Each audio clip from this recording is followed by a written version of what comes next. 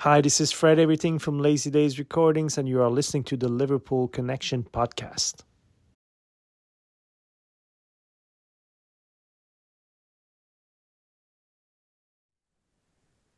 Hi everyone, welcome to the Liverpool Connection Podcast. I am your host Daz. This is my music and football episode where I've said this quite a few times, where I usually bring on a musician, DJ, producer to talk about my two loves of life, which are music and football. Today, it's all about music.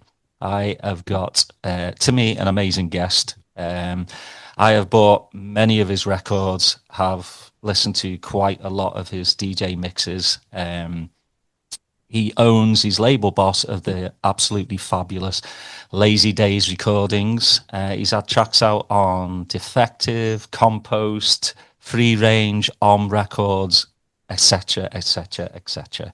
I am so happy to welcome Fred Everything to the podcast. Mate, so good to have you on. Again, I like to have a little chat before, sets the tone of things, but I am really, really happy to have you on and to basically, talk about your musical upbringing, your life, your upcoming releases, how you started your label. So, Fred, welcome, mate. Thank you, and thanks for your patience. I know I was not easy. It was a bit of a busy fall and all, but I'm happy to be here finally. Well, you're here, and that's what counts. That's the Exactly. biggest thing.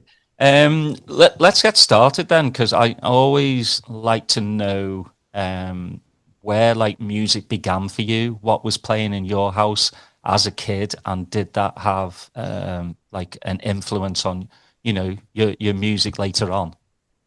Yes, for sure. I mean, so it's very interesting. I don't come from necessarily like an extremely musical family, although having said that, I remember my mom using music to as a way of relaxation after a long day of work and being a single mom as well with me. So all of these things. So music, I think in the house was maybe more something of a relaxation tools, so having said that, there was still also some choice music being played, but probably my biggest influence would have to be radio. And so I grew up in Quebec City, which is a smaller city in the province of Quebec, which is the capital. We're about 3 hours from Montreal, where I currently am, 3 hours away. And so the radio, whether it be like in my house or going to the mall or wherever, we're talking about like very early 80s, and already there was this interest I had for synthesizers, drum machine, and vocoders. Like really, it was really catching my ear at the time. I was just always interested. Like I would hear something and be like, I want to know, what is this? What is this strange sound? Not strange, but it was something. It was something new and interesting to me. Um, I remember things on the radio like Eddie Grant Electric Avenue with the vocoders. That was something, and those big splash sounds as well. Echo, Human League, Keep Feeling Fascination. That was another one. I really liked when I was a kid, and there was also stuff like David Bowie, Ashes to Ashes. It's not really synthesizer; it's actually a piano that sound. But there was like an interesting work on sound. Same thing with, I think, the first two videos I've seen, now I'm moving from radio to video, but would be Ashes to Ashes by David Bowie and Burning Down the House by Talking Heads, which are not bad first things to be exposed to. But being in Quebec City, it was very limited because the culture was not really there, as far as like it was pretty, most of the stuff was pretty bland. But luckily in the early 80s, the music scene, like worldwide, or even just the pop music, I think was really interesting. That's something that I realize, at a later age. But yeah, so I'd say radio for sure. Um, I was recording a lot of the music that I wanted. I recorded on cassette. So my mom would give me like a little portable tape player, like, kind of big like this. And I would just put it against the speaker. And, whenever there was a song I wanted to record, I would, press record. And if someone would like come and knock or ring at the door, I wouldn't answer. I was dedicated to catch that moment from the radio so I could, listen to it again and so on. Yeah, I think like most, because I was born in the 70s, so the 80s for me had a massive influence, and like you, it was more radio based, whether it be in the house or, everyone in the 80s had like a ghetto blaster, with the break dancing. So, I'm the same with you. When I heard like bands like Kraftwerk and Human League and the synthesizers, because I grew up in a like a rock and soul house. My dad was into heavy metal like Ozzy Osbourne. My mum was more soul. So when I started to hear stuff like this, I wanted more. It was just totally different from anything I'd ever heard before. I mean, you have your 80s pop hits, but there was just something about Human League and, like you said, even David Bowie, there's just something in there, and you find that sound, like trying to go down to a record store in the 80s and try and tell the seller, like it goes like, they used to look at me like I'm absolutely mental, but I enjoyed it because they would find stuff for me that was out of the blue.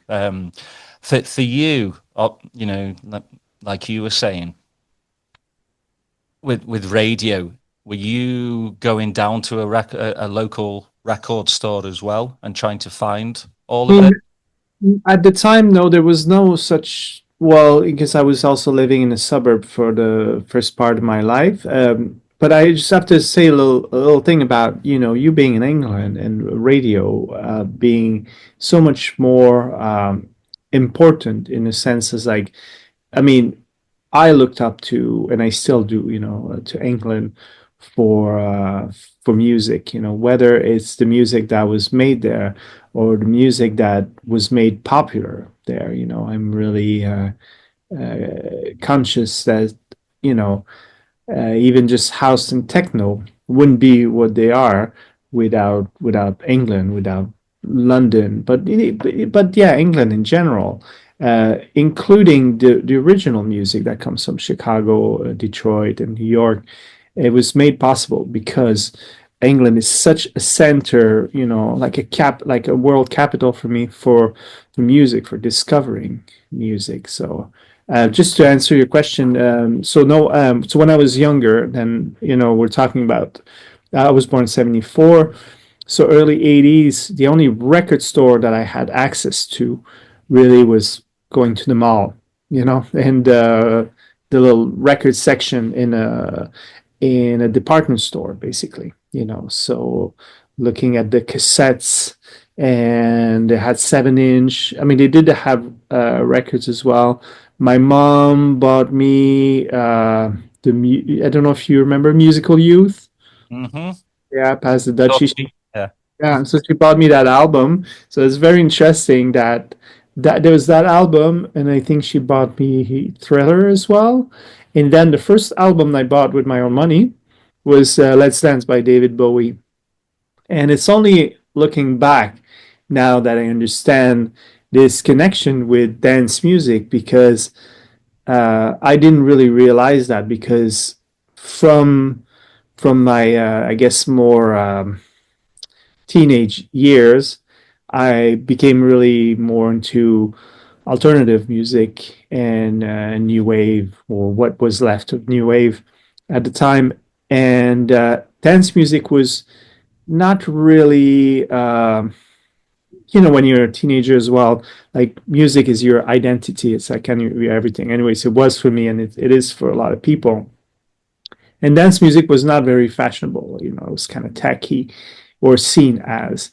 And I've always felt that New Order, which is like one of my biggest influence, New Order and Factory Records and everything, but I think they were solely responsible with a track like Blue Monday, of making dance music cool again. And after the death of disco and all that stuff, and the really bad publicity with the disco sucks movement and all that, I really think that this gave like dance music a second chance, and for me, it was also an entry point into a lot of things that would come after or at the same time, which is like the early house music, which was really hard to come by where I was in Quebec City. But you would hear like certain house remixes of popular songs, and also the early days of acid house when they went into doing things like Fine Time, for example, which was very much their version of what was going on with acid house. Yeah, I'm a big Depeche Mode fan. And, Yes, I was too. yeah, Depeche Mode, New Order, Erasure. They we went from like Cheese Fest, dance music mid-80s to Depeche Mode and putting out quality. And I would always look for the Shep Pettibone mixes. I was just going to mention that Strange Love remix. Yeah.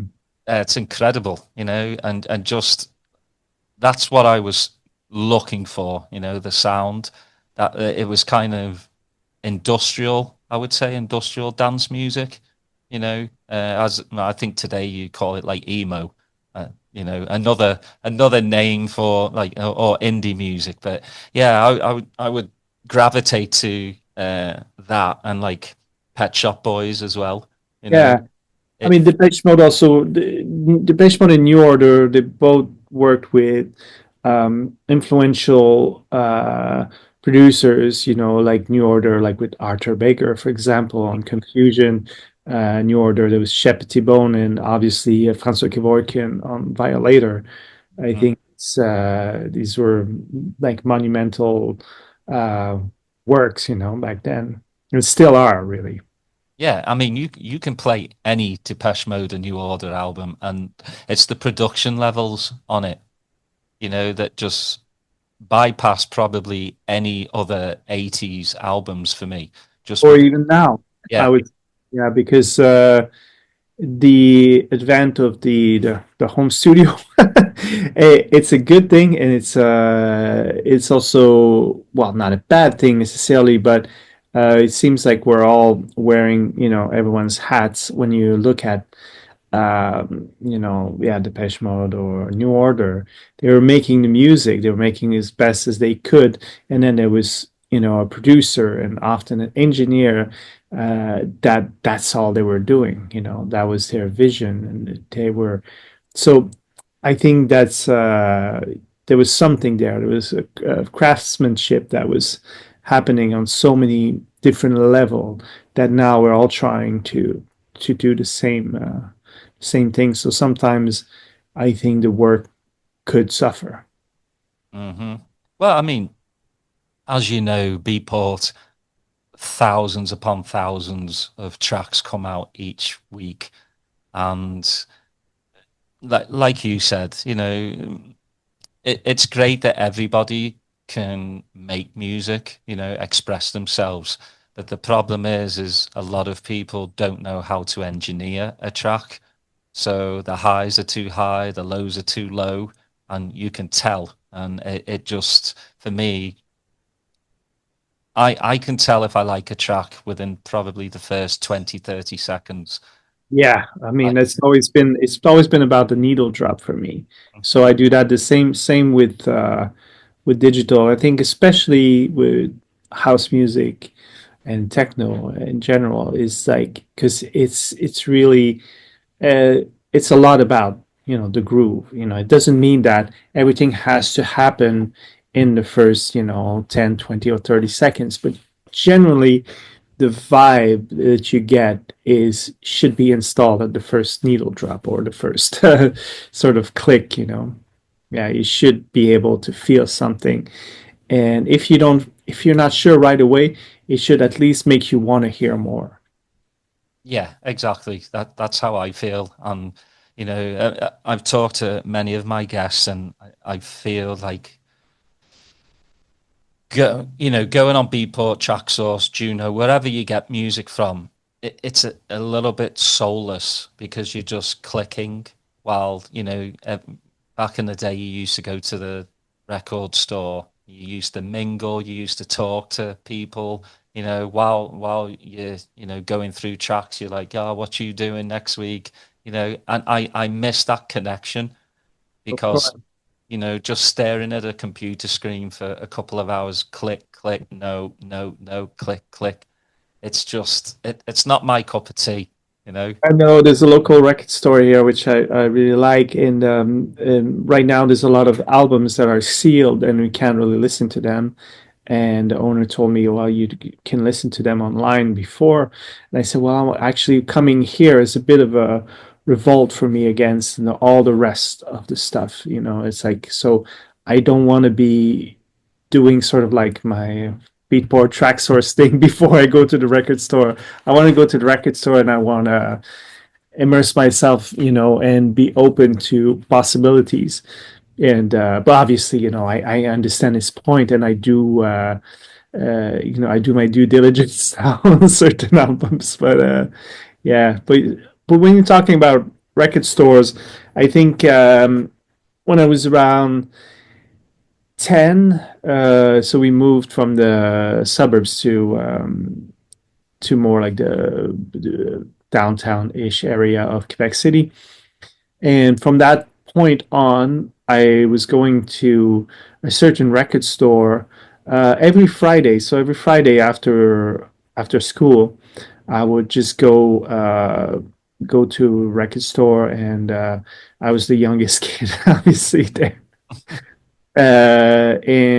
And yeah, I was really curious, and that's where I first heard about Kraftwerk and things like that, because I was interested, because I knew Depeche Mode. So like, okay, why are they talking about this band all the time, as their influence, for example?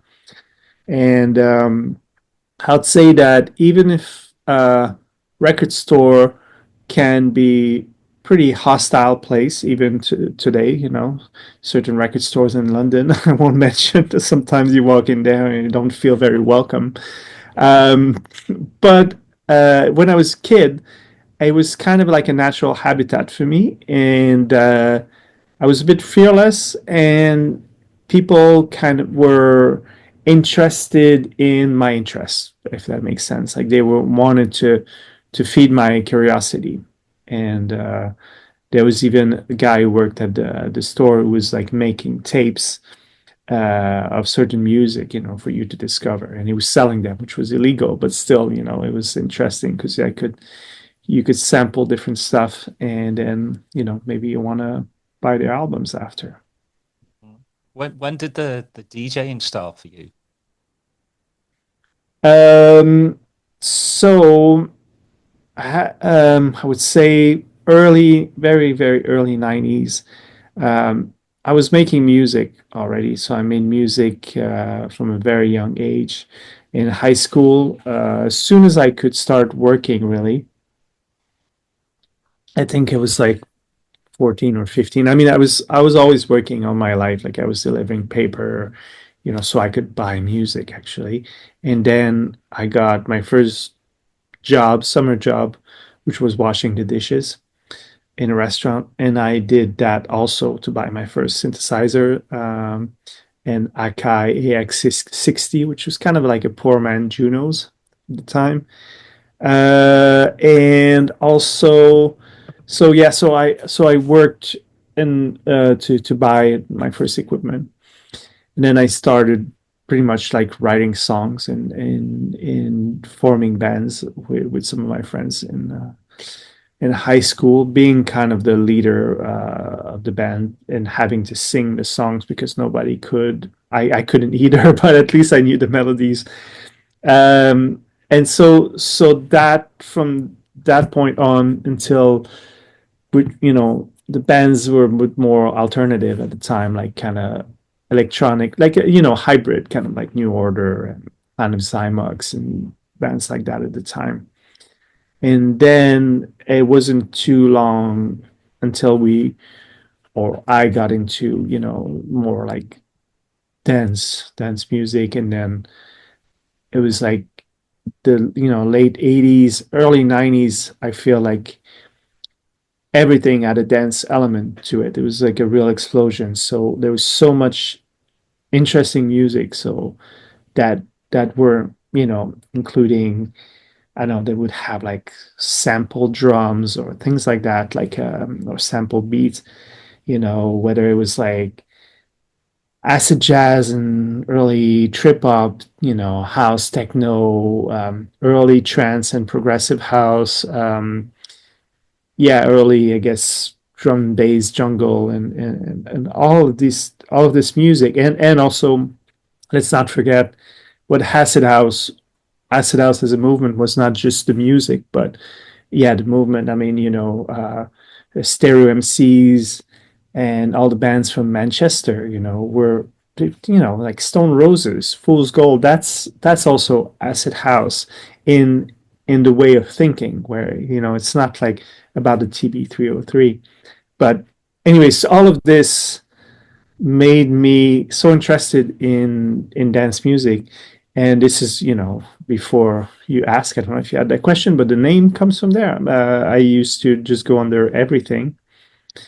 And my sets were really, traveling. I was like, I couldn't really stay on one sound.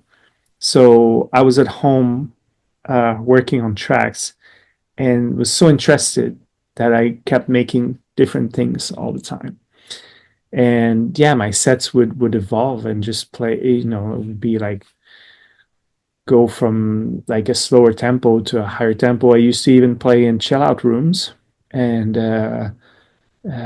like the more sort of artificial intelligence kind of vibe and Dior. That was another thing that was really big for me. It was they used to call ambient house. So KLF, Dior, very big into Dior at the time, and all the warp stuff. And so there was a choice to be made at the time, right? I couldn't DJ and make music because it was first foremost the economical factors. Like I don't have money. I barely have money to buy equipment. I can't buy like. I mean, records have always been expensive. Right? It was like $15, but $15 in the early '90s, that was a lot of money. So, and I was still going to school, and I wanted to make music. So I couldn't really DJ. So I started playing live. So I was playing live in different raves, and one of the biggest thing then became that I opened for Sasha. It was Sasha's first gig, I think, in maybe even in Canada. That was in Montreal. So I traveled from Quebec City to Montreal to play live for like 20 minutes or something before Sasha. That was like one of the breaks for me at the time. But I quickly got tired of carrying equipment, getting to play very short sets and being really underpaid, for for the work that I was doing.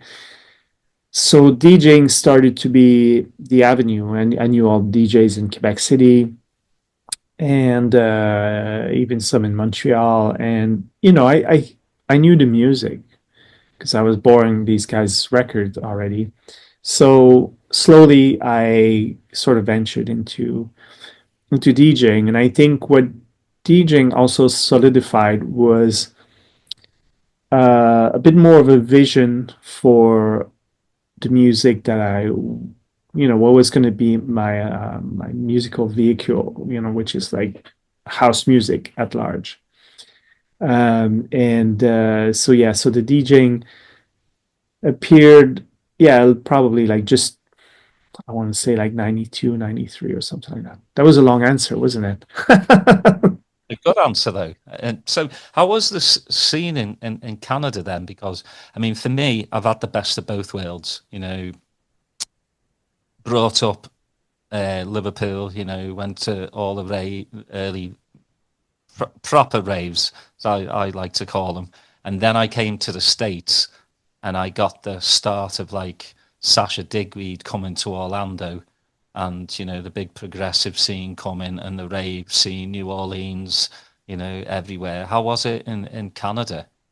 Well, it's a kind of such a big country, and it's got very few pockets of like the bigger markets would be at the time definitely Montreal and Toronto for the rave scene.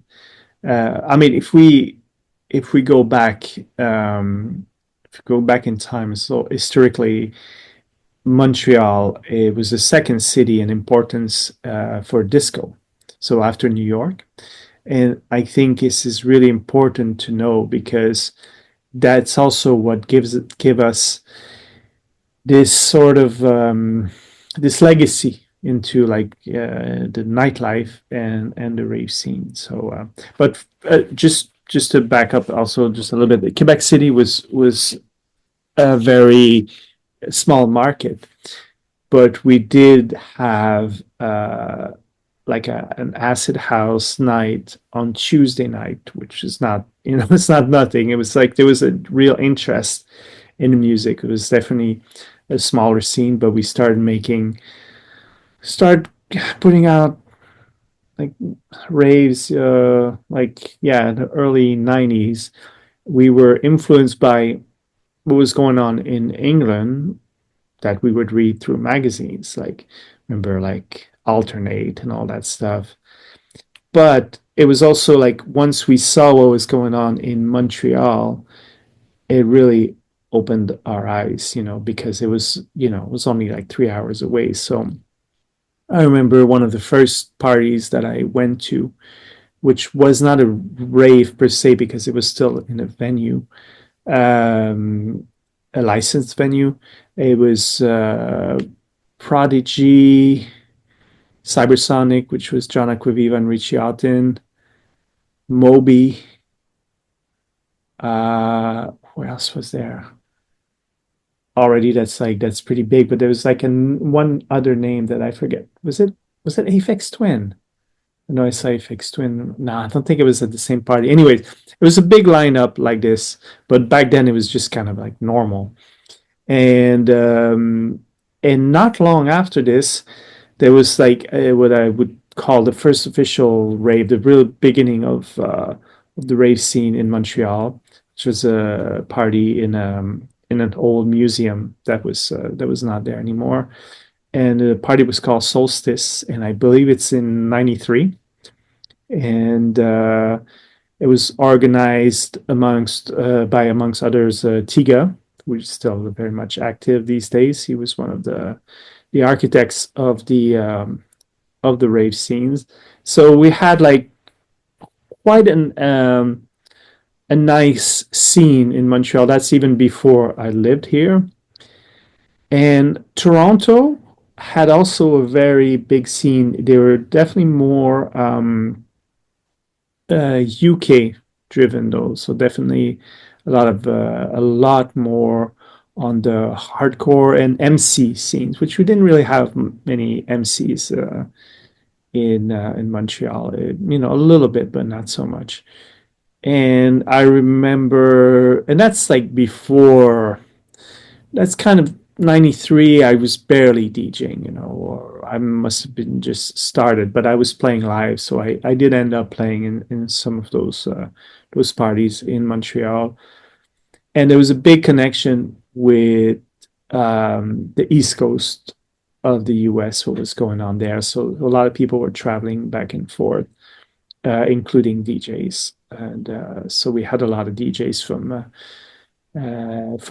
the East Coast of the US coming, like Yeah, Boston, New well, York. yeah, I think that's, I mean, because, New York is so close to Canada, you had probably the Caffeine Yeah, guys, yeah, yeah, they came to Quebec City even, those guys. and then Frankie Bones and Joey Beltran. Yeah, so I mean that's the great thing. I think back in the day is people would actually travel to go to the raves, Still do 3, 4, though, 5 hours away, no problem. but they still do. I mean, and looking back, this is a tradition that goes like, even in the Northern Soul days, right?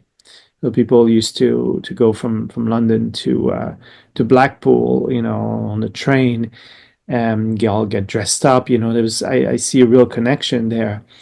And nowadays in England also, there was this party that I played in London in November, and the promoter was telling me that people do travel. They travel for, the specific, brands or promoters, that they'll go to their party. So they'll, whenever it's announced, 4 or 5 months in advance, they'll buy their tickets and they'll come for that party. They come from up north or something. And same thing for some party in Manchester or something like that. People might be coming from London, from Nottingham or wherever. Yeah, they get on the coach Yeah, well, which is, I wouldn't get on the train because you don't know if it's going to show up or not. I mean, the trains back home in England are absolutely awful. Like no, we they had to they take a go on a taxi. schedule. We had to take a taxi once, Atjazz and I, from Worcester to his home in Derby. So that night, the promoter, instead of paying us a hotel room, he paid us a taxi. We left right after because there was a train strike. And that was quite a journey. And I don't know if I recommend leaving straight from the club for like a few hours, on the motorway like this. Yeah. Yeah, no, thank you. Do you when you first put your first track out, when was that, and like how did it feel to actually have like physically a track out in the world? So in Quebec City, we had this compilation, which kind of was a co-op compilation called Transcendence, that a friend and musician, Michel Plamondon, Saint Michel, put together. So we all had to chip in and to pay for the record, really. So we were responsible for recording our own songs, and we paid for our, yeah, I don't know if it was by minutes, or I think it was probably just like just for our place on the record, really. So that was probably, I feel like that was probably around 93, but I could be wrong. It could be just before. So that would probably be the first time on a vinyl. Then, before we used to release like cassettes, like but proper like demo cassettes, like they were like an album or something like that. And then after, it would probably be like around 95. I did something on a label in Montreal called Daggeroo. I think that was the name. But like shortly after, things started snowball. Not necessarily from this release. I would say like one of the key releases that got my foot out the door, and in the UK especially, was DIY, which is a crew that I really admired already.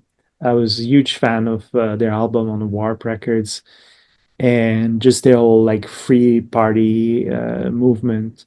I was just really, really interested, and I love their label, Strictly for Groovers.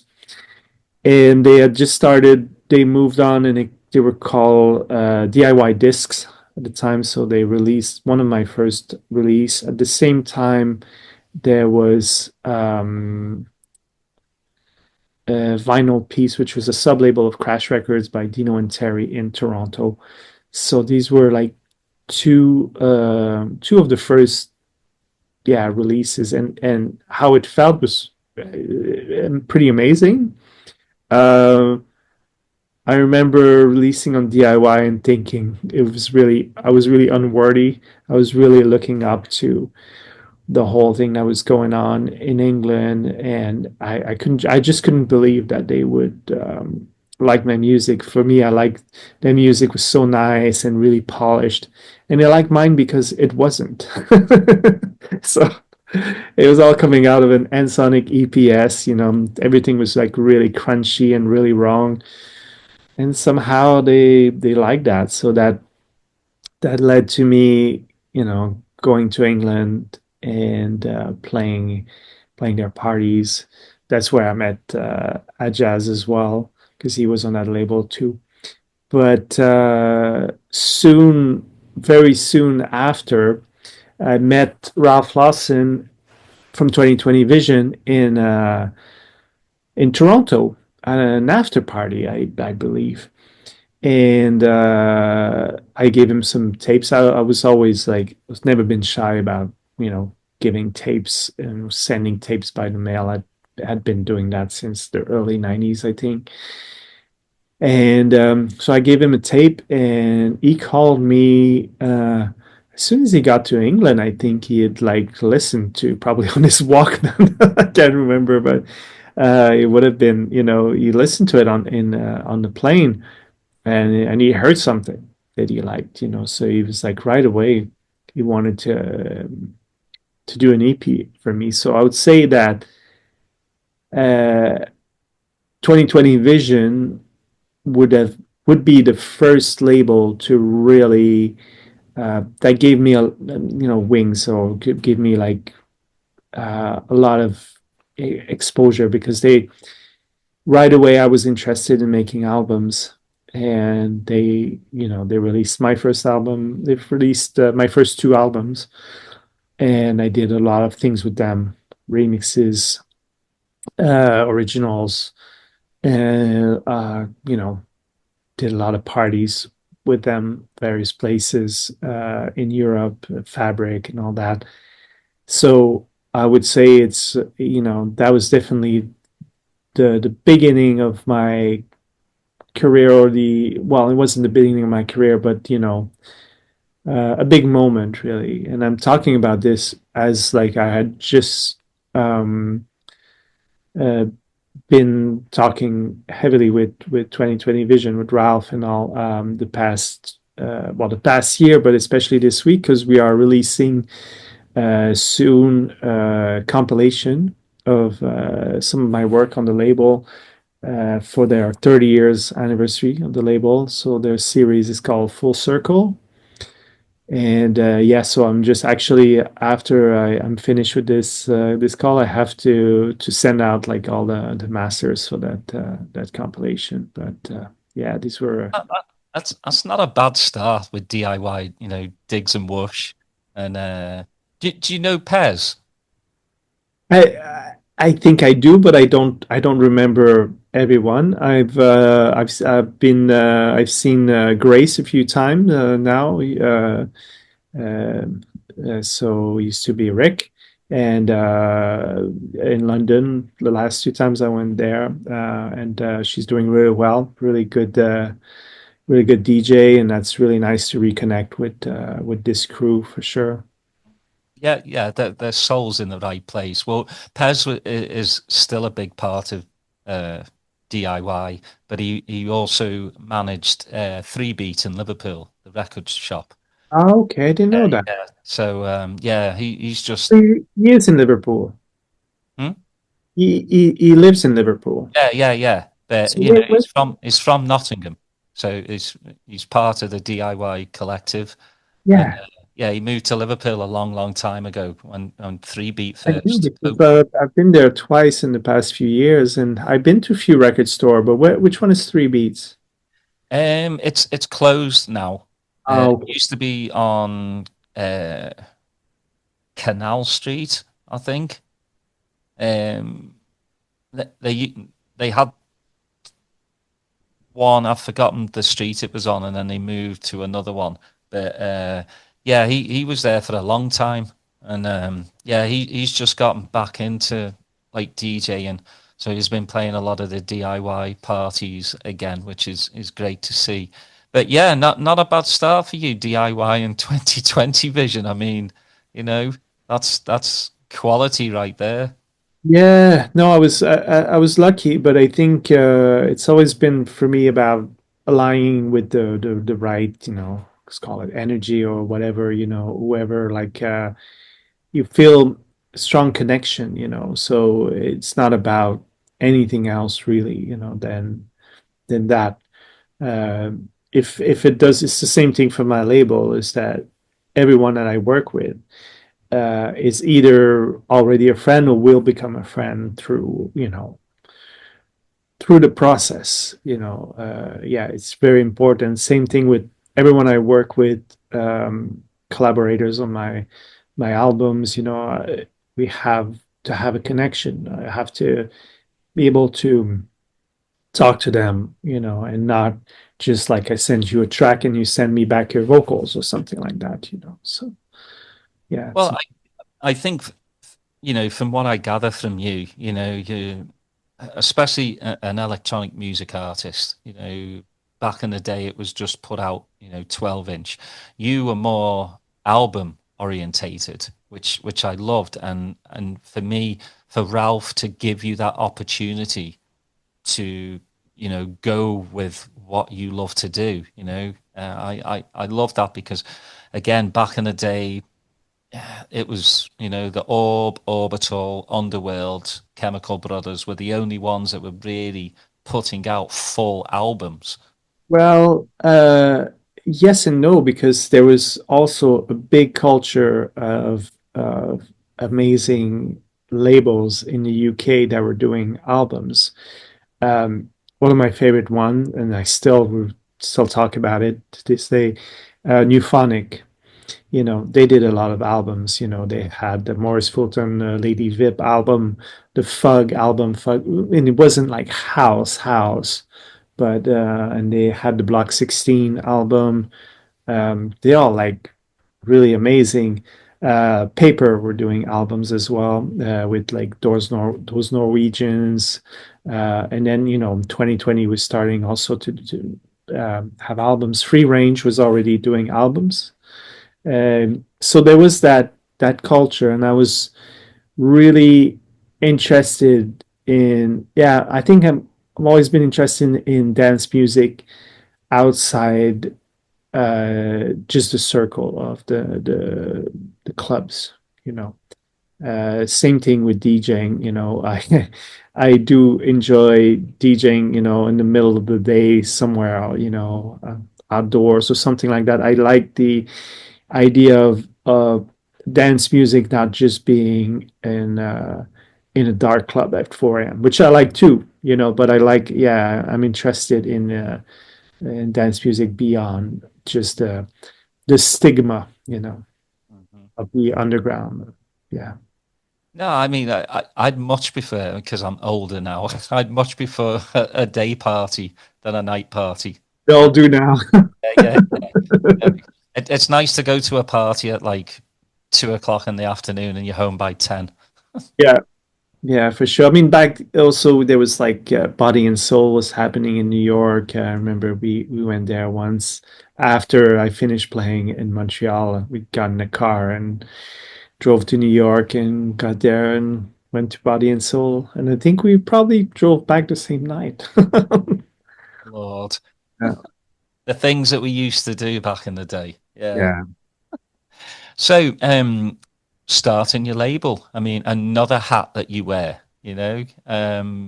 what was the thought process in that? Was that more to help others, get their music out, or was it first for you?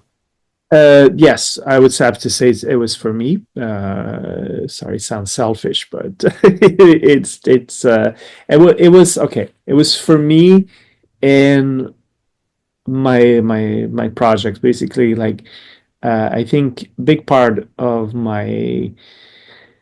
discography there's a lot of collaborations. There's a lot of things. So I needed to find a way, basically like a kind of a playground, a way where I could have this music uh, be able to put it out.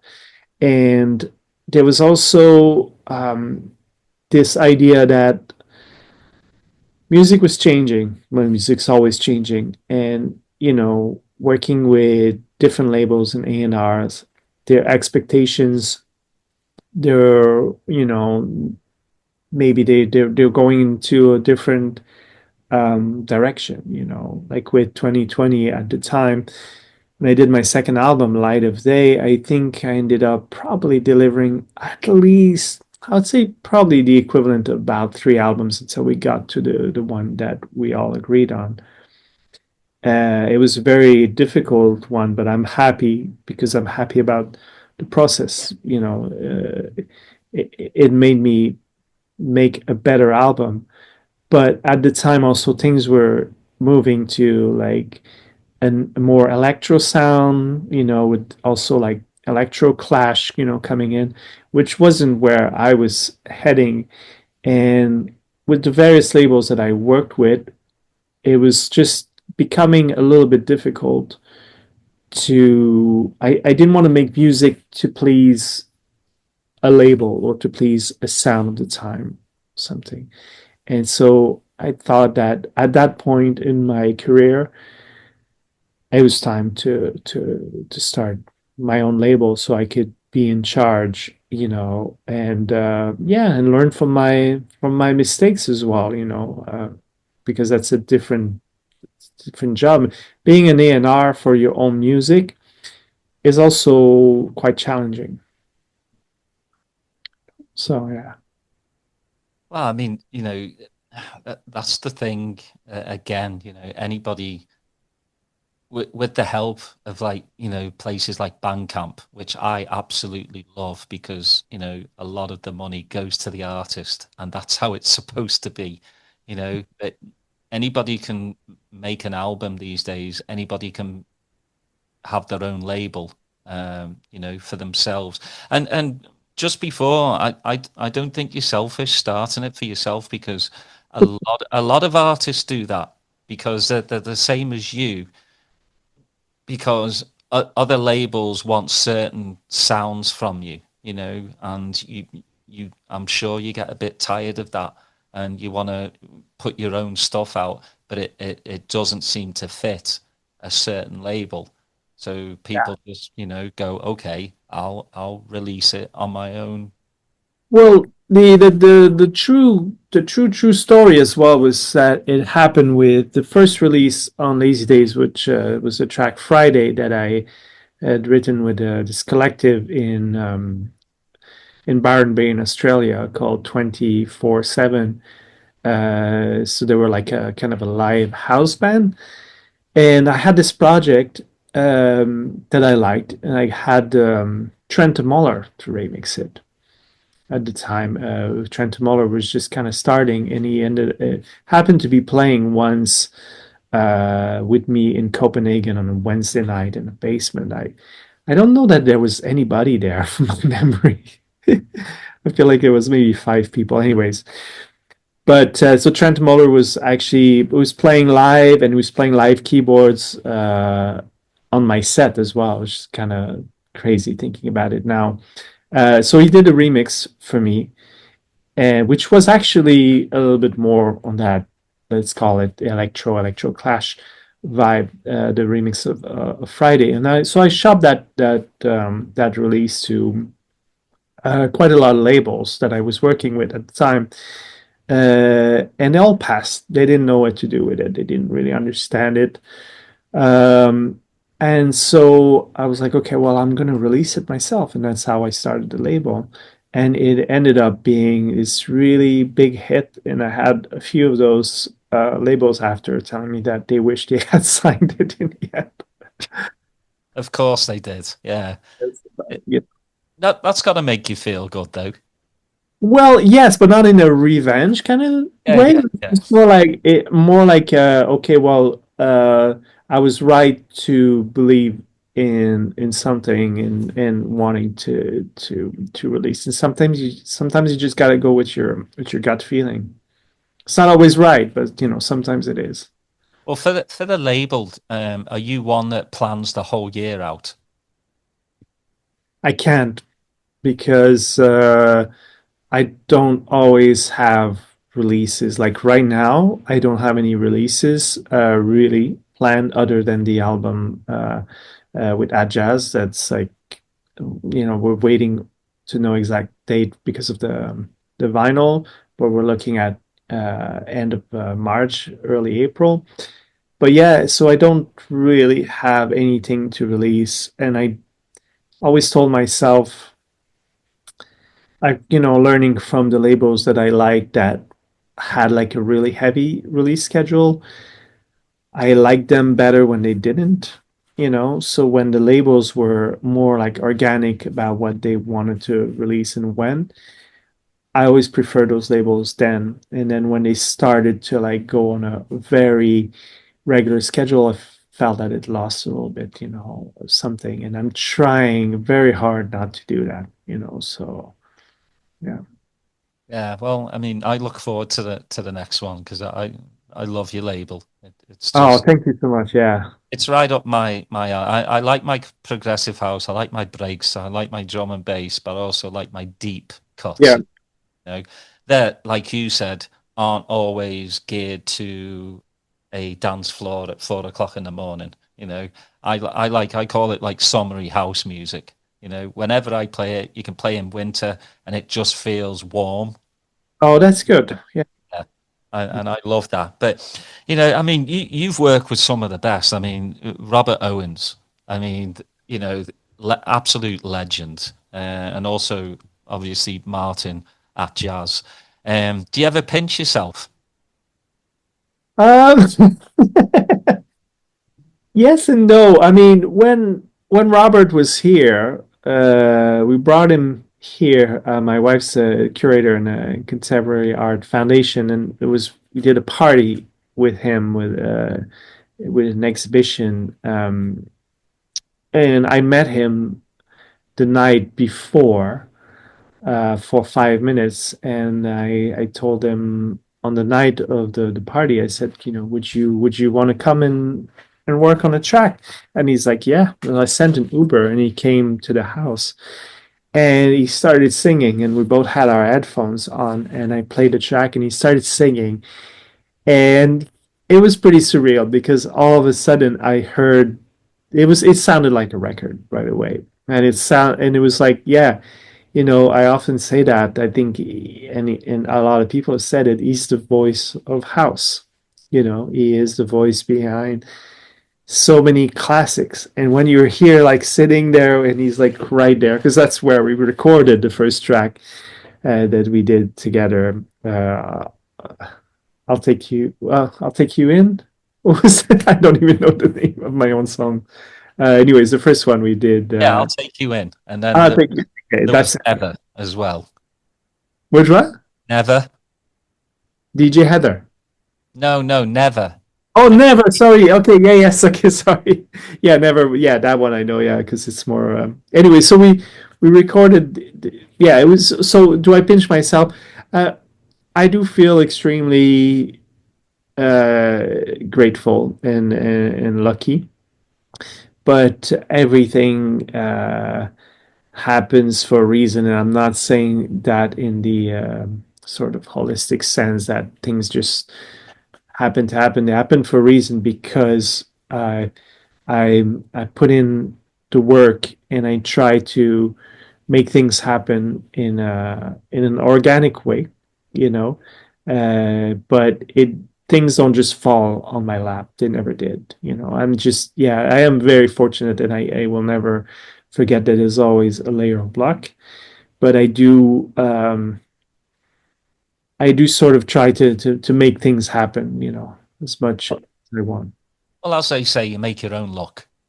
Yeah, yes, but I think it's very important to know that, yeah, it could have not happened.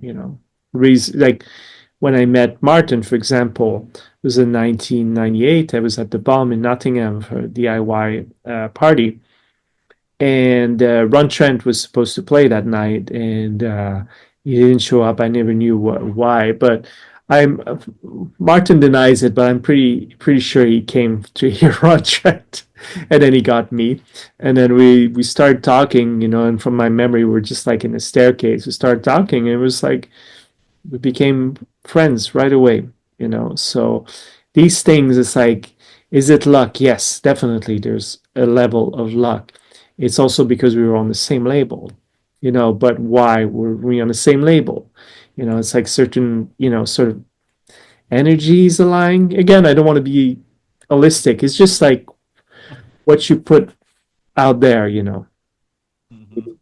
I think that's the important thing. Incredible label as well, Free Range, Jimster's label, another label that I, I can safely say everything that comes on Free Range is just quality, and I Yes, of and I course. can say that about your label as well. Thank There's you. there's, there's quite a few, labels that I buy, but some of the tracks just feel, especially on albums, just feel like filler tracks. You know what I mean? That are just put there just to make the numbers up. Yeah, And I don't want to do that. yours and Free Range, I've never had that. Like it's always a complete album that they're meant to go together. And Yeah, well, free range is definitely a big influence on Lazy Days. There's no doubt about it. We have a lot of shared artists, and I was just recently with Jimster in South Africa. Spent quite a few days together, and I've known Jamie for a long time now, like at least 20 years or something. But it amazed me to see how much he's involved in the label. I always knew, that's his label, but he's got Tom, his partner, working, and he's got other people working. But really, like, Jamie is really hands-on with everything. A&R, and very, very picky about things for a reason, and yeah, so you see that, and it's like, wow. That guy works really hard, and it puts in a lot of love into it. So yeah, so big respect, and that's another thing. They're also 30 years this year, and I did contribute to a track on. They're gonna have like various releases. So I this year for the 30 years, so I contributed one track for that. nice. So before we go, upcoming releases for you. Obviously, I know you and Martin are putting out an album. Yes. Any So solo that releases? Yeah, so the album is called 8 Days. Is we wrote in 8 days originally in 2022, and it took another 3 years to finish. Martin obviously just released his big Starbase 17 album, 27 track album.